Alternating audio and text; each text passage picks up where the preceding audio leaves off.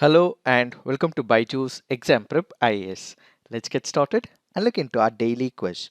Let's look into the first question. Nihangs are a prestigious armed Sikh order established by Guru Gobind Singh, Maharaja Ranjit Singh, Guru Hargobind, Maharaja Sher Singh. The answer to this is Guru Gobind Singh. Why have we taken this practice question? Because this article on the Hindu makes a reference to the Nihangs. Who are the Nihangs? Nihangs are the armed Sikh order and they were established by Guru Gobind Singh around the year 1699. What is their role in the Sikh community history? They play a significant role in defending the Sikh Panth. Nihangs played a major role in defending the Sikhs during the repeated attacks of Afghan invader Ahmad Shah Abdali, and these Nihangs also tried to preserve the form and content of the Khalsa practice, which was established by Guru Gobind Singh and strictly observed by the early Akalis of the 18th century. Now let's look into the next practice question. Consider the following statements with respect to Chief Election Commissioner. In case of difference of opinion amongst the Chief Election Commissioner and or two other election commissioner, the matter is decided by the CEC. He holds office till the pleasure of the President as he is appointed by him. Which of the statements given above are correct? The answer to this is none. Why have we taken this practice question? Because this article on the Hindu makes a reference to the Chief Election Commissioner. When we look into the first option, in case of difference of opinion amongst the CEC and other election commissioners, the matter is not decided by the CEC, but instead the view of the majority is taken. Let's say, for example, there is one Chief Election Commissioner and two other election commissioners. In case they have a conflict with respect to particular idea, in that case, it is decided by the majority and not by the Chief Election Commissioner. So the first statement is wrong. When you look into the second statement, he holds office till the pleasure of the President as he is appointed by him.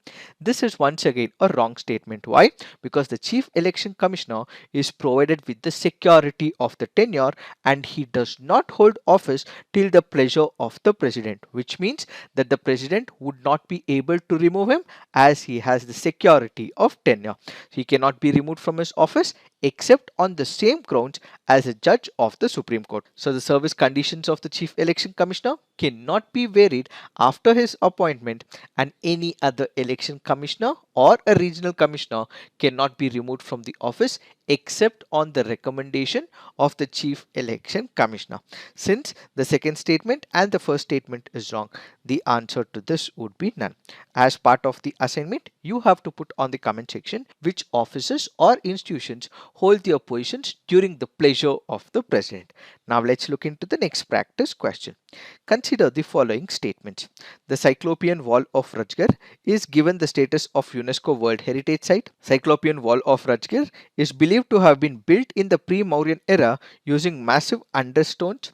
The ancient city of Rajgarh was the capital city of King Bimbisara and he was a contemporary of Buddha. Which of the statements given above are correct? The answer to this is 2 and 3 only. Why have we taken this practice question? Because this article on the Hindu makes a reference to the Cyclopean Wall. When we look into the first statement is wrong. Why? That is because it is yet not in the list of UNESCO World Heritage Site, but it is a proposal made by the Bihar government where they are planning to push the Cyclopean Wall of Rajgir into the UNESCO World Heritage Site tag. As of now, it is not given a UNESCO World Heritage Site tag, but in the near future, if it is approved, it may be given. As of now, it is not. So the first statement is wrong. Cyclopean Wall of Rajgir is believed to have been built in the pre-Mauryan era using massive understones. This is the right statement.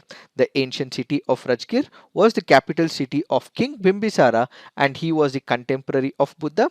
This once again is the right statement.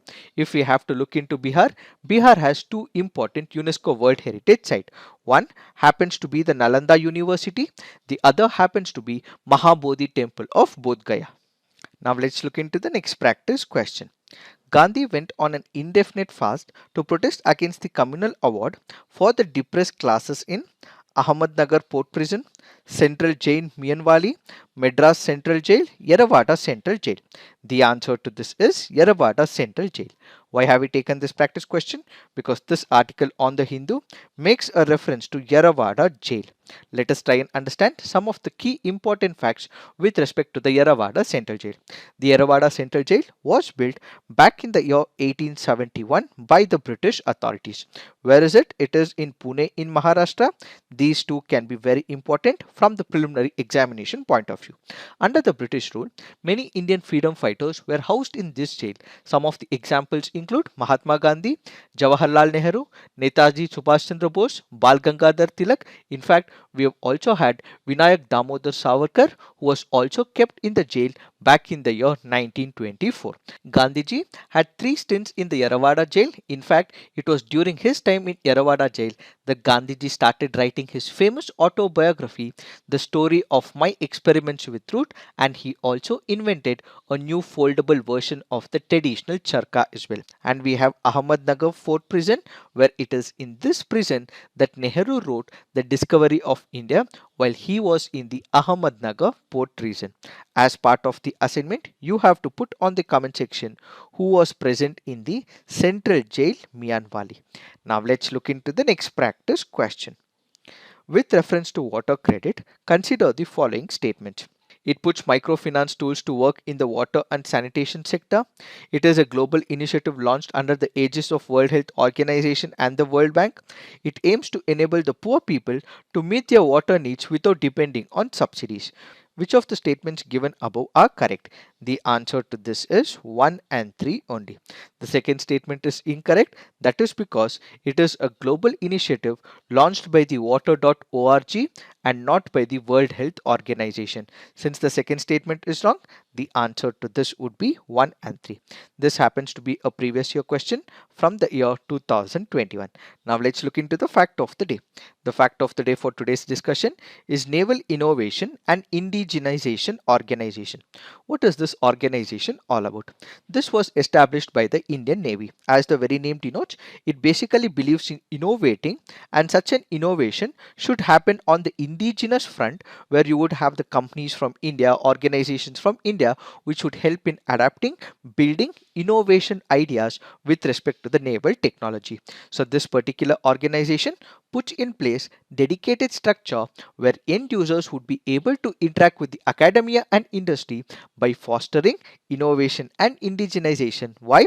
That is because India in the near future will have to become Atmanirbhar, self-reliant. So this is one such organization which will help in development of the Navy's indigenization technology so that we become self-reliant and we don't have to import some of the key equipment from some other country. When we look into this organization, it has a three-tiered structure. One is what is called as the NTAC, which stands for Naval Technology Acceleration Council. It will bring together the aspects of innovation and indigenization and provide apex level directives. Then we will have a working group under the NTAC which will implement all the policies and the projects. And finally, we would also have a technology development acceleration cell which would be created for the induction of emerging disruptive technology in an accelerated time frame. So remember, the Naval Innovation and Indigenization Organization is one which will help in indigenization of the naval technology by making sure that academia and industry speak to each other, coordinate amongst each other so that we don't have to import some of the key technological equipment from some other country. Added to it, the article also makes a mention of Indian Navy Indigenization Plan of 2015 and 30. What is this document all about? This document is aimed to enable indigenous development of equipment and system for the next 15 years. For the next 15 years, this will be a plan so that the Indian Navy will be able to list out the equipment which it is in need of, and ultimately over the coming years we have the homegrown industries which are able to develop it. So equipment where the Indian Navy requires will be put out and the Indian companies would be able to develop them. What is the significance of this particular plan?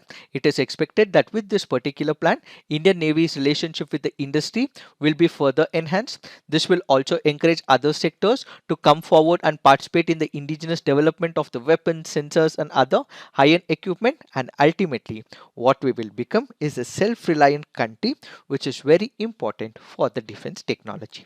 It is this that we have to understand in reference to this topic. So this is it for today. Thank you for watching. All the best.